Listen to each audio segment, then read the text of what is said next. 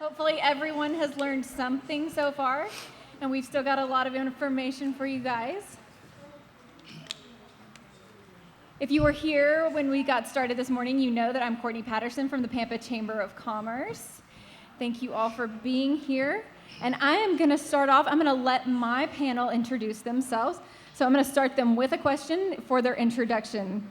Can each of you briefly introduce yourselves, your company, your when and why you started your company, and how that relates to marketing and e-commerce? Okay, perfect. I'm Kylee Chester, and I'm with Get Gussied Up in Sterling Creek.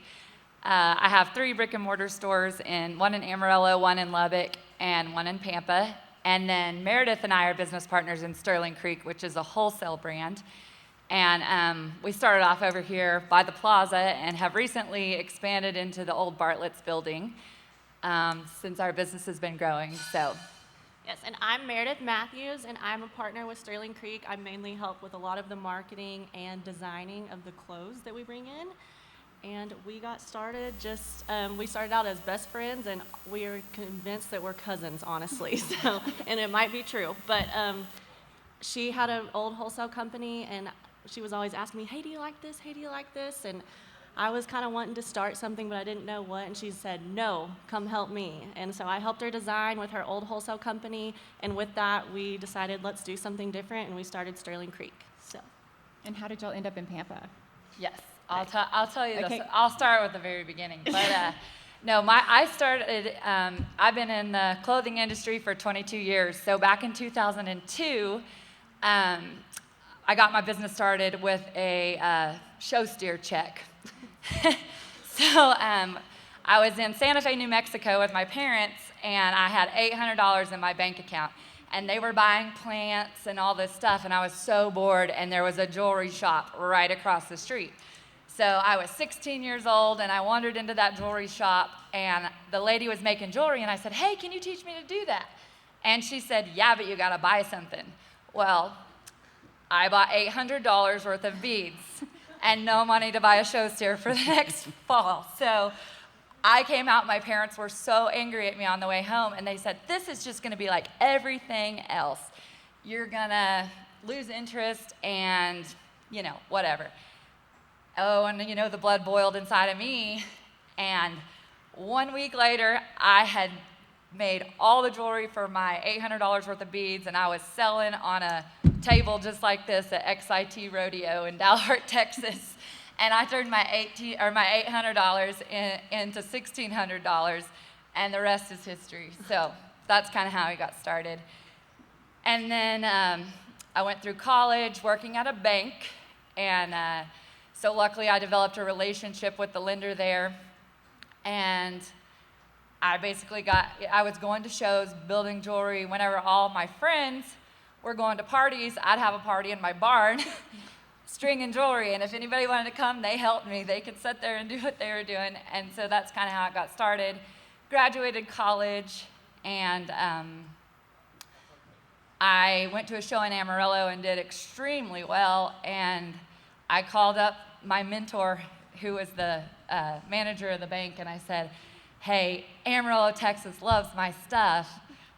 I want to open a store. And she goes, oh, well, that's cute. Where? I said, Westgate Mall. And she's like, you're crazy. Like, only big box stores are there, And I was like, well, that's where I go because I'm from out of town. That's where I go to shop when I go to Amarillo, because you can get your shoes there. So they're going to come get clothes from me. And so it turned into that. 6 months later, I opened in Lubbock in the mall. And then about a year later, I noticed there was like a gap in the market that they needed. Like most of us like China stuff. So I wanted to like bring a Western brand that was affordable. So I started in the wholesale industry there and the e-commerce and that from that point. So that's kind of how I got here. So you kind of did opposite of a lot of people. You started the brick and mortar and then the online. A lot of businesses now will start online and come into a brick and mortar. Yes. But that's awesome to see both. Okay, Oliver? Hi, my name is Oliver Cabrales-Arteaga. I'm the CEO, managing member of SoGro Marketing Agency. We're a full marketing agency based out of here in Pampa. We have clients currently in the state of Texas, Oklahoma, Colorado, and California, but all of our operations run out of good old Pampa, Texas. One of my favorite things about Oliver is that if he's doing the marketing for a company, I automatically know it as soon as I see their social media. And do you want to tell people why that is? You want to talk about it? Don't buy another pair of glasses until you've seen what this new invention can do. These self-adjustable glasses are Great example of marketing. So, one of the things that's important for us is cohesive brand strategy. So everything from your out of home, and so anytime I say out of home, it's things like billboards, direct mail, print, yard signs, things of that nature. We want all of your out of home and your digital to be cohesive. So if someone sees a digital ad but then drives down wherever you place a billboard and sees that billboard, it needs to coincide. We also, with the algorithms and different things like that, there's optimal posting times and different metrics that you can track that, I think that's kind of what she's referring to, but also brand recognition. So anything we put out has to be approved by the business owner. It's your brand. It's important that your image is portrayed how you want it to be. But every post we put out will have your logo in some form or fashion. I think that's what I'm alluding to is with Oliver, and Sterling Kreek backs this up as well and get gussied up, like their brand is turquoise jewelry. That was your beginning, and you can see it in your logo and everything that you do. So with Oliver, when he's doing someone's social media, you can open it up, and all of their posts are cohesive with the logo and the same colors and the brand strategy. So can y'all talk a little bit about something like that, like brand strategy and how you build that into your business? Yeah. I think it's really important to make creative content. It has to be different, or like Facebook and Instagram, they won't like it. If Facebook doesn't like it, they won't let it reach further. So you have to be really unique with your content creation, and you probably know even more than me on this, it sounds like. So, yeah, I just think you just have to, and you have to figure out that Facebook algorithm, especially with Facebook advertising. Like I figured out that Facebook videos are doing better than just a post. Or, for instance, I post a lot of clothes because we're the clothing business. But last week, we actually released backpack coolers. Facebook was like, boom, that's something different. That is not clothes. And it reached tons of people. So you just kind of have to figure out the Facebook algorithm and make your content very unique. And I think that makes it go further. Yep. Yeah. Oh, go ahead. Yeah, and so to touch on what she said with the Facebook advertising, it's grown so much over the last 10 years. 10 years ago, there were restrictions even on, only 15% of your image could have text on it. And so 100% video performs better across social channels. We provide a service called micro content. And so essentially it's anything between 90 to 120 seconds of a video that we build and post to your social media channels. But from a organic perspective and a boosted perspective, the micro content will perform better across your social channels. So y'all touched on the algorithm. As professionals, do you worry too much about the algorithm, or you just try to create your content? Like, where is the fine line there? Because people can get completely obsessed with trying to beat the algorithm, work the algorithm, and then also lose sight and creating the original content. So where's that sweet spot? Yeah, I think, and I don't want to speak for the panel up here, but Facebook hates us. Yes, I was going to say that. Meta, it's a living, breathing beast. Isn't it nice to hear professionals say that too, right? If you're doing any of this. It is something that is ever changing. You're never going to be able to hone it down to an exact, this is the formula, do it. But so I think it's important with the brand strategy to just be true to the brand itself. So. Right. The algorithm, there's going to be weeks, maybe months where it's not performing the way that you think. Obviously, it's monitored daily to try to tweak things here or there. But for the most part, in my opinion, you build it based on the brand identity. You work on a strategy. You build it, whether it's quarterly, 6 months in advance, a year in advance. But stick to the brand strategy. Stick to what the brand truly is, and you'll be just fine. Yeah. Y'all have anything you want to add to that? So stick to the brand strategy. So if you can tell that it's working, keep going. If you can tell that it's not working, tweak it, right? Don't get so stuck in what you're doing that in that brand strategy you've planned out that you can't go, this is not working. No one is seeing it. No one likes what we're doing.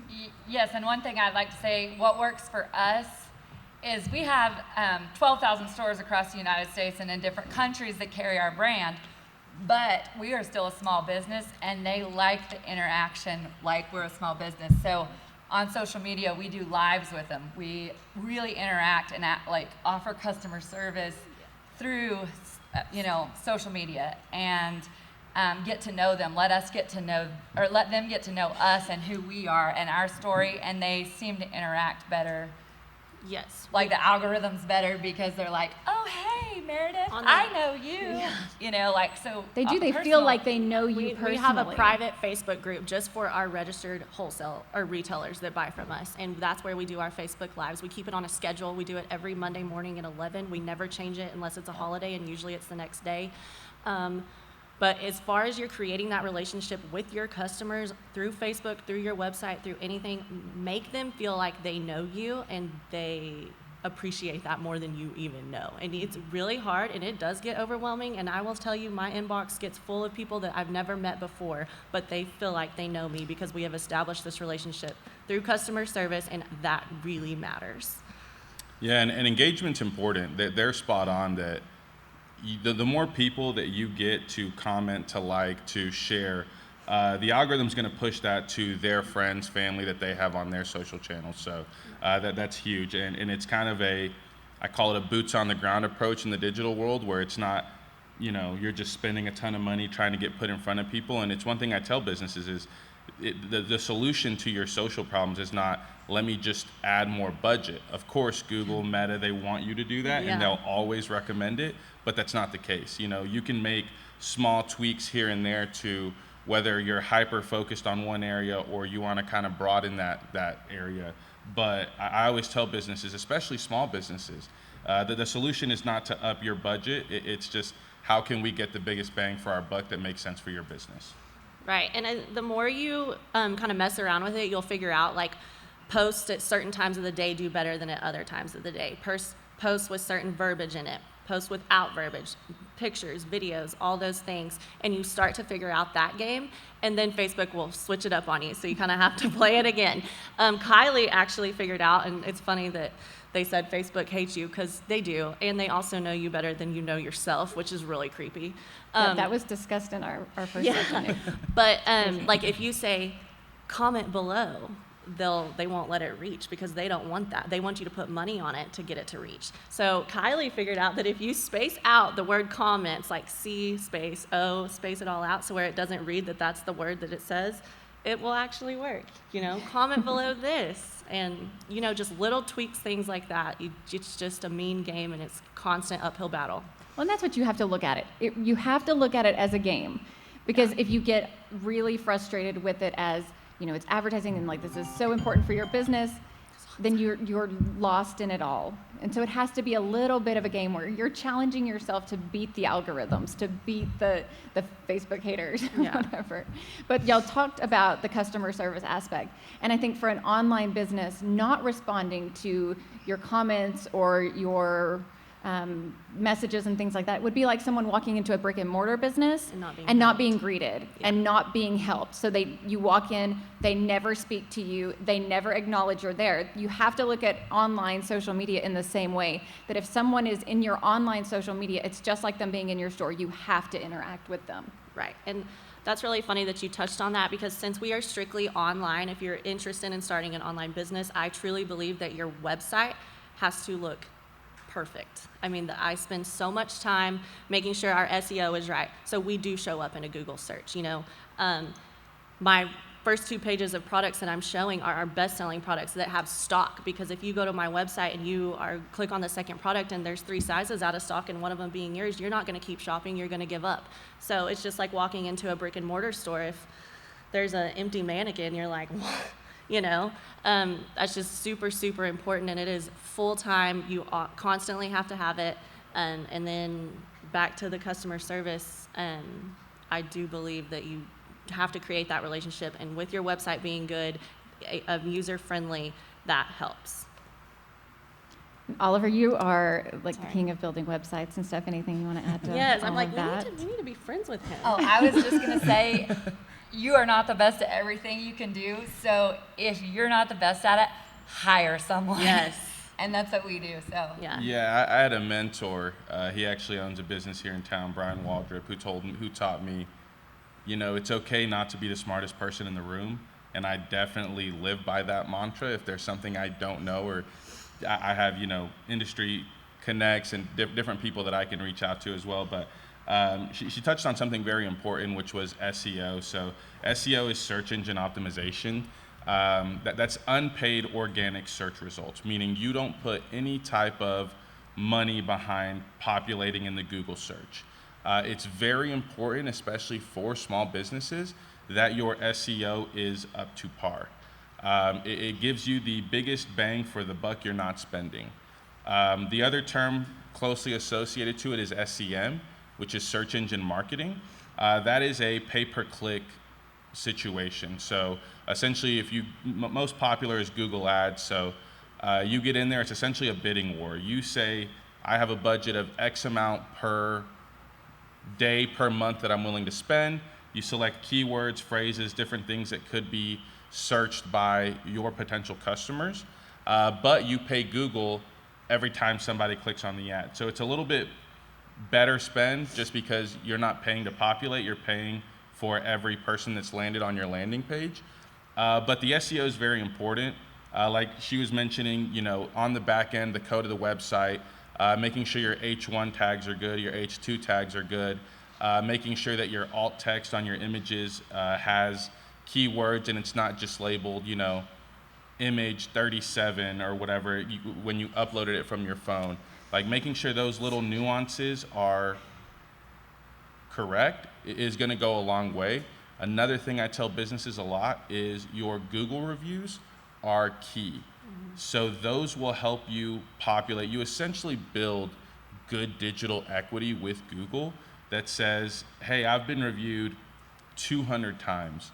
And if you can maintain, high 4s, close to that 5 range, you're going to populate more organically as people search in your area. So on the Google reviews, because that is such a great free way to do that, do y'all have any kind of strategy that you've utilized or you've seen work really well for getting those Google reviews without feeling kind of too pushy? Yes, so it just depends. So one of our clients here in town is You can name names, it's fine. It's T-Shirts and More. Caleb Snellgross and his wife own that, and we've been working on a strategy, and what we've done with him, because he is brick and mortar up until about 6 months ago when we launched his e-commerce, we do a lot of QR codes. We want to take the hard part out for you. We don't want you to have to say, hey, well, look us up on Google, click the review button, this, and this. That QR code is going to link you directly to the Google review page. As long as you're logged in with a Google account, it'll take you straight there. At your register, like At in a brick and mortar, having a QR code with your directly to your Google page at your register is huge. 100%. And simple.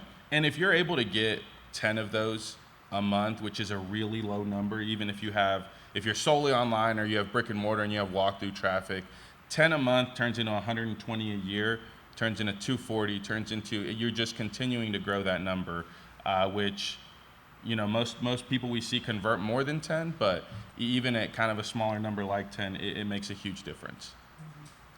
yeah, and we offer a discount, I know, for people at the register and say, hey, give us a good Google review and you get 10% off. And then it also helps your online. Yeah. It's worth it to that person to save that little bit of money, and then that's huge for you guys. Okay.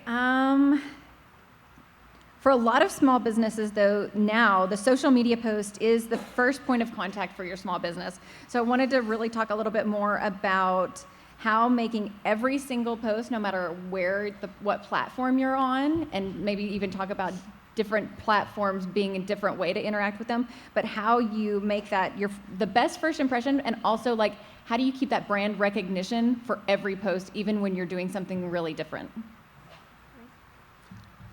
I'll go. I would say being very consistent in your posts. You know, I've run across some people that have small businesses and they'll try to sell a product and the picture's horrible and the girl's face is cut off and it's just a picture of a shirt and, you know, it's just little stuff like that that matters. You have to get the good product picture. Even lifestyle pictures, like we're a Western brand, so we're going to go out to the ranch and take pictures with cows and horses behind us. And people that want the Western lifestyle or any lifestyle you're going for, if they see that in the product photos, they can make a connection with that, and that helps you sell too. Oliver? 100%. So, you know, I think one of the scary things for business owners is marketing can be expensive, and that's not ever going to change, right? You spend $200, $300, $400, thousands of dollars in ad spend, and it's difficult. Photoshop, Illustrator can be scary. They've made it easy. You can utilize things like Canva online. They offer a free service, but even if you pay for it, I think it's like $120 a year or something like that. But in Canva, you can build different brand kits. So you can preset color codes, you can set font types, you can upload logos, different things that help you kind of keep that brand cohesion all in one centralized location. That way, as you're building your posts, you know, you have access to all of your color codes, whether it's primary, secondary, accent colors, that you can just kind of drop and play with on Canva, and you kind of have that cohesive look across your channels.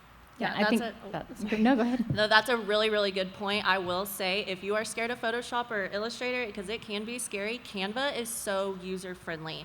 And it is even getting better and better by the day. And they do have these, you know, templates and all the things that you can have the repetition that your brand, that look that you want, and it's not something different every time. They have that and they save it. It's so user friendly. Yeah, I every love small Photoshop. business should have Canva. 100%. Or access to someone in their office that knows how, or someone in their like direct connection that they're working with that they can go, I need this in Canva. Because you can do a post in 5 minutes. You can change the colors to your brand colors. And I want to touch on that is 3 colors, right? Like pick 2, 3 colors and stick with them for everything. Yeah. You know, it's really fun. I love color. I love pink. Oh, yeah. The Pampa Chamber of Commerce is green and gold. You knew that the stuff in the bag, I had someone stop me and say, you did this, it's gold. Yes, our table is gold. Everyone knows when our stuff pops up, it's gonna be green and gold. And then the same, you do resound. Resound is always blue and white. These ladies are always gonna have that Fun turquoise. colors. Yeah. So it really is important to decide what your brand identity is and stick with it Yes. all the time. Yes. Do y'all have any comments or questions from the audience? They're quiet today. All right.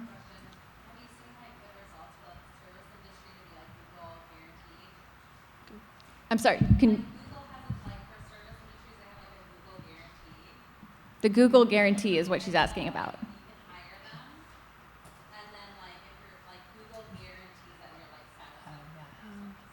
Yeah, so it's kind of in the marketing industry. You can become a Google partner. For the industry, it's more so like you have to spend a certain amount in ad spend. I'm not super familiar on the service side what that looks like, but if you are in the service industry and you have, I'm going to say, for lack of a better word, technicians or operators going to locations specifically, some of our clients, we have that QR code attached to their laptop or their clipboard or even a hard hat that says, hey, and you know, as a business owner, you want to catch the customer at the happiest moment that you can get them at. So as soon as I've completed the job, if you're satisfied with the work that I've done, scan this QR code on my hard hat, leave us a review, it's going to go a long way. But if you were able to get a Google guarantee, that would definitely boost you. I'm not entirely sure what the metrics are behind it, but I think it's easy to say that they would push you kind of to the top, even in organic search, if you had their backing. Anyone else? All right. What advice would you give a small business if they're just starting out? If they are like, okay, they don't even have Canva, they don't have a brand strategy, they're buying their beads at the store and starting from scratch. I guess without big risk, there's no big reward. Pretty simple. That's like her motto. Yeah, I'm like, all right, let's do it. And then a lot of times it works out, and sometimes you fall flat on your face, but just have perseverance to get up and go. So. Everything is figure-outable, right? Absolutely. It's just not always fun. So to many figure- things, you know, that's what we say. We just jump in. We have no idea how to do it. You know, like we handle Buc-ee's. Yeah. You know, like that's a big chain store, and they're like, you know, do you know how to use SPS do Commerce. EDI and SPS Commerce? And we're like, Nope. Of course we do. Yeah, no, we said, of course we do. And then we're sitting there putting our heads Googling. together. What is an EDI? As you watch the YouTube video to learn how to do that. And don't be afraid to learn how to No, do things that we- you don't know how to do. Things we don't know how to do, we TikTok. Yeah. You can figure, if you are unsure of something, I promise you, if you put your mind to it, you can figure it out. And especially if you have like a business partner, it's like, what I don't excel at, she does, and vice versa. But really, some of the hardest struggles we usually can figure out. We tackle it, and we won't finish until we tackle it. And it just takes that kind of hard work and dedication, honestly. And I honestly would not do something that you don't love. Love. Because if I had to get up and sell tools, I would be late to work every day. But I get to, you know, do this fun stuff. So I'm like, heck yeah, Meredith, I beat you to the office and I already got 3 designs done. Yeah. So don't do it unless you love it. Yeah. Or I don't think, It's super rewarding, you know, oh, that shirt's so cute, you make it your own, we're designing it with our fun patterns, as you can see, we're kind of the crazy ones around here, but once it comes in the door, it is so rewarding, and it's so much fun, and that keeps you going, that keeps you, you know, motivated. Absolutely. I would say utilize your resources. I've spent probably more time than I should hanging out at the EDC, just bouncing ideas off of their staff, hanging out with Spencer and kind of bouncing ideas off of him. I know Cortnie and I have had plenty of time in her office bouncing ideas off of each other. So, you know, it's utilize your resources. I know with SoGro, we offer free consultations. It doesn't cost you a dime to talk to us, where we can help you elevate your marketing, even if we don't do it for you. We take the approach of we're your partner in this. We want you to succeed because we're going to succeed as well. So utilize the free resources. Again, throwing money at everything is not going to solve it. So anywhere you can get the free advice, help, just again, don't be afraid to not be the smartest person in the room. You've both talked on business partners and mentors and everything. Do y'all have any advice on finding someone like that or utilizing those resources? I know that's not necessarily related to marketing and e-commerce, but I think it's so important in business. Yeah, I was very lucky in the sense that with Brian specifically, he hired me about 10 years ago, and he had no business at 20 years old giving me the keys to his company's marketing efforts, but he did. I made a lot of expensive mistakes, a lot of them with his credit card, and I owe that man dearly. But I think in the sense of looking for someone, it's just not being afraid to reach out. I know LinkedIn has been a huge thing for me in being able to reach people in the industry that I would have otherwise not been able to connect with. And now that you know, connection is in the hundreds of people that we talk to on a monthly basis. And so I'd say utilize, you know, the power of social media to kind of be able to reach out even beyond Pampa and the surrounding areas. Yeah, and don't be afraid of somebody telling you no, because sometimes you're going to get 5 no's, but then the yes that you get from someone that you ask for advice or you ask to be your business partner or something, you know, that was the right yes. That was the door that was supposed to open. So right place, right time. Okay, looking ahead, what are your top priorities within the rest of the year for like marketing and e-commerce? So if you were trying to predict what's coming, trends, or what you are going to do, any ideas, any like crystal ball moments? Facebook knows. We'll find out. They'll change their mind. I think specifically for the remainder of the year, one thing that we've been noticing over the last few months really is our ad spend within the Meta platform has been inconsistent. So we have the budget behind it, and just for example, that this client spends in the thousands of dollars monthly in Meta ad spend, and we focus a lot on automation and lead generation. And so with that lead generation, we're able to bring leads in, but they're not quality leads. So I don't want to get whole tinfoil conspiracy theory going, but to me, something is up with the Meta algorithm currently, just because we've seen an influx of leads even for areas we are not specifically targeting. And so a few years back, Facebook or Meta removed the option to target solely people who live in the area. Now the only option is people who live in or have recently been in the area. And so, if we're targeting someone on the south end of Oklahoma City, then we're getting, hits for people in Arkansas, Right. or, completely different states that could have just been driving through. We were there for the weekend, and so Right. now we're getting your ads. Exactly, right? And so it's, I'd say currently for us, our focus is shifting from Meta. We will continue a consistent spend with them, but we've shifted our focus more so towards the SEM, pay-per-click, Google Ads realm, just because we're getting less leads there, but they're more quality leads. They're turning into monthly recurring revenue for the client versus the thousands of dollars we're essentially spending for no reason with Meta. Yeah, and I think for us, it's to have a backup plan. Like, right now we can still do Facebook ads that will send us new customers, but as soon as we get them, we're going to make sure we have their cell phone number and their consent to text them. Yes. So we're going to pay Facebook to send us customers, but we're going to keep you whenever Facebook tells us no. Because I feel like Facebook feels about small businesses how they do about conservative politics or religion.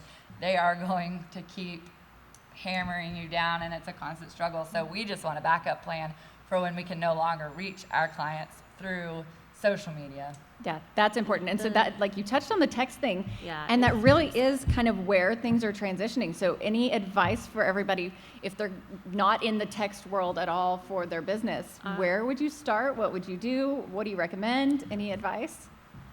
You might have a better idea, but we use Slick Text, and we send about 9,000 text messages when we send a text, and we get about 250 people on our website. And to us, that's amazing, because a lot of people don't look at their phone. If we're getting that many, then great.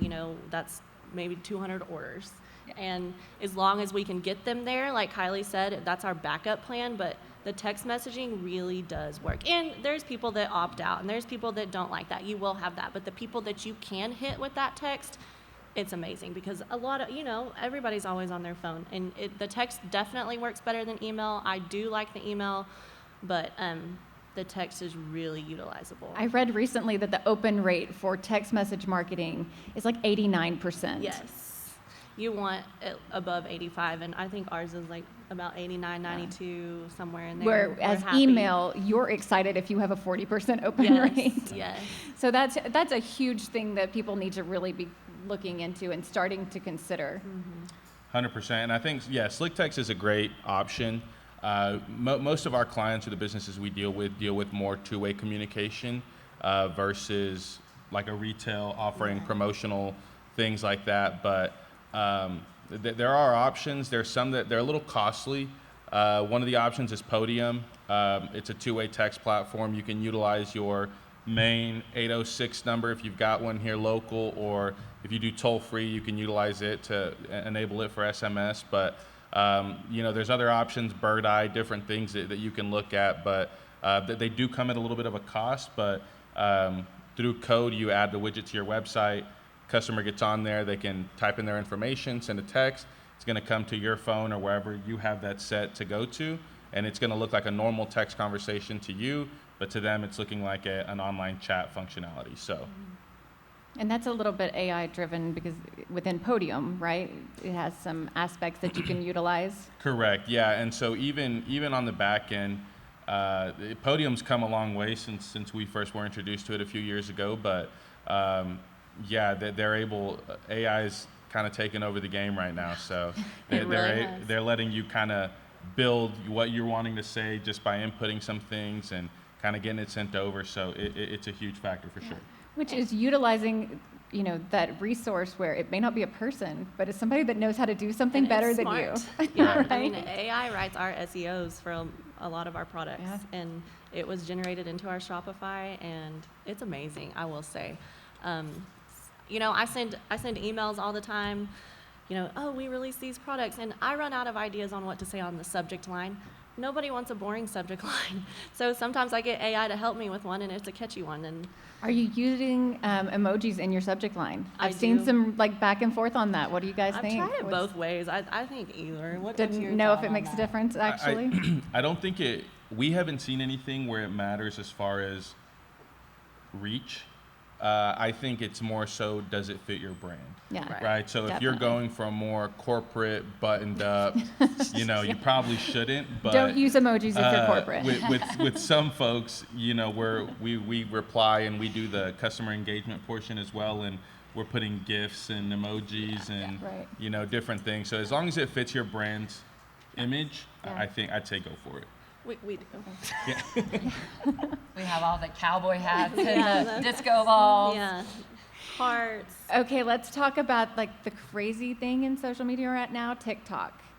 Like I know these ladies are on TikTok, so I know they're not like running from it. So what do you think? I mean, like the ban and everything kind of has people scared, but also TikTok marketplace and all of those things. So let's talk all the TikTok in things the TikTok. store, don't Yes. you? I'm too old for TikTok and to know how to do it. But I have one, so I let the young people at each location they do it. And I have one girl in Amarillo who their TikTok just explodes. I don't know how, and I don't even know why, so I'm not anybody to ask about that. But you're utilizing it. But, oh, You're not yeah, giving up. yeah. And I Absolutely. mean, it does good everywhere, but there's one girl who's just good at it, and I'm like, I don't even know why. I don't know if I how want does to she watch have her. that many views? But Yeah, you don't it- even want to watch it her is video, great but everybody because else does. I think it might be more organic reach, you know, compared to Facebook. It might be where you could explode, but it's also somewhat to a younger audience from what I've seen. Yeah, and I think that the TikTok shop aspect especially is what's intriguing to me, just because e-commerce is such an important staple, in my opinion, for an existing business or a new business. T-shirts and more here in town. We launched his e-commerce platform about 6 months ago. We've done almost $100,000 in revenue in those 6 Wow. months. The metrics say the most popular time shoppers have been on his website has been between 7 and 8:30 p.m. Well, he closes Brick and his mortar's brick and mortar at closed. 5:30. Yeah. So over the last 6 months, we've been able to generate almost $100,000 in revenue while he was at home with his kids, or while he and his wife were out on a date. So e-commerce is such an important aspect to your business, because while you're sleeping or on vacation or anywhere else but your brick and mortar, you have the opportunity to continue to make money. Well, and that was the conversation we had when we first met about having the summit, was how does having an e-commerce business allow you that freedom and that time, like that family can be your priority while you're still making money? Yeah. 100%. Yeah. I mean, the opportunity is endless whenever it comes to e-commerce. When I first started, I thought, oh, I'm going to have a chain of stores in every mall across America. Well, I learned that there's a lot of risk there. I mean, shrinkage is insane. You know, people stealing from you in brick and mortar, where if you have an online store, you can have it in a warehouse where you trust everybody that's there, and you can keep a good eye on them and still serve, you know, thousands of people across the across the world. So there's just a lot more opportunity there. And I could see what was happening, and that I couldn't keep I personally couldn't keep a handle on every single store. So I was like, online. I can handle this. I can handle a 10,000 square foot warehouse. I can't handle 10,000 stores. And if you don't know, she has an area set up for her kids in the store. Yeah. So, you know, you get to have that time. You're not I've losing got- that time as being a mom, and you're still running your business, or a dad even, you know, like everyone has that opportunity. Yeah. I mean, as long as have your phone, and we're always working. We might be laying on the beanbag on the floor, but we're on our phone replying to customers. But it's just like, to me, I personally enjoy it because we love being outside. We both live on ranches. We don't want to come to the office every single day. So with the e-commerce, we can, you know, work at our home office, or, you know, go sit outside on our laptops anywhere we want. And to me, I really like that freedom.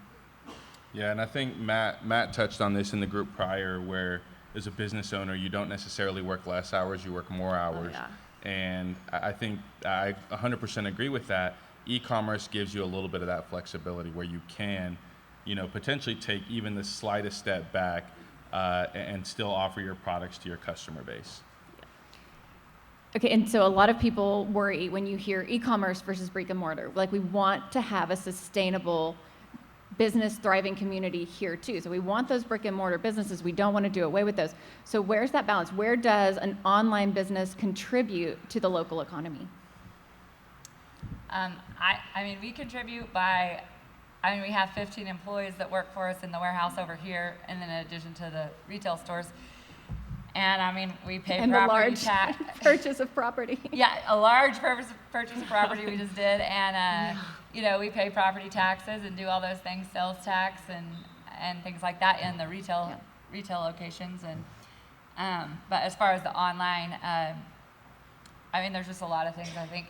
And you know what? If we're not selling it here online, it's going to be coming from China online. So to me, it's like, yeah, support your local businesses and 'cause we- not Sheen. Yeah. Because then your No money is Temu. coming back into our communities Yes. in the way of sponsorships through the chamber and Yeah. our local and the business. local rodeo that's going on. We the sponsor rodeo, that. the t-ball teams, Yeah. making sure that you're seeing those things. People a lot of times get lost in the e-commerce side of it where it's all online. It's just, if the money is spent online, it's staying online. But it's not necessarily staying online. It's circulating back in our communities through those outlets. Yeah, I agree, and I think that ease of access, also from the jobs to the sponsorships.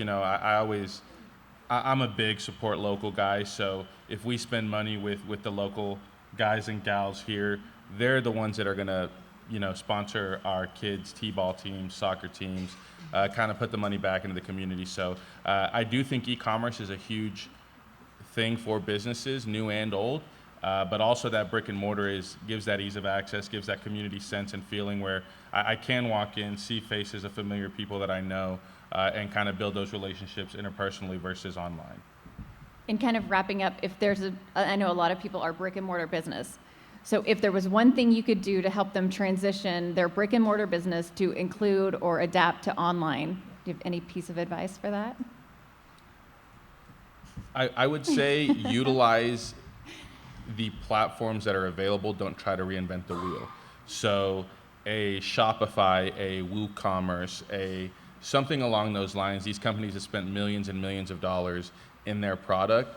It does come at a cost to you, but they have made it very easy to, and as good as phones are nowadays, you utilize your camera on your phone and take pictures of your products or what your service is, and utilize these platforms. And so, with us specifically for businesses, is most of these business owners don't necessarily want to have to pay a monthly fee to keep a website updated or to add new products they don't want to pay us every time they want to update a product. Right. And so we build it on a what you see is what you get platform. So the way it looks like on your home screen when it's built is exactly how it's going to look like on the back end when you're editing. So if you needed to go in and update a price or make one tweak to some verbiage, it's very easy to do so, and it's less intuitive costs you a lot less on the back end. She asked earlier about service industry. So we have quite a few people in here that are a service industry that maybe have not transitioned into having an e-commerce site or presence at all because they've always been in the service industry and it wasn't necessary.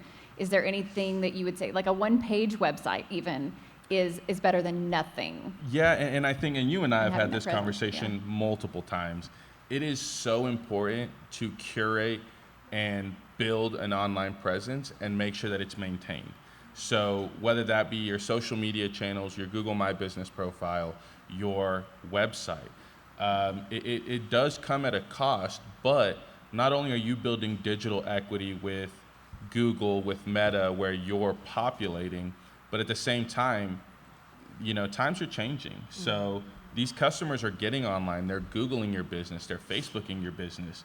And so it's important that when they get there, it is very well put together, that you have a website they can go to. Even if you have very basic information to start, it's very important to get online and start building that digital equity now.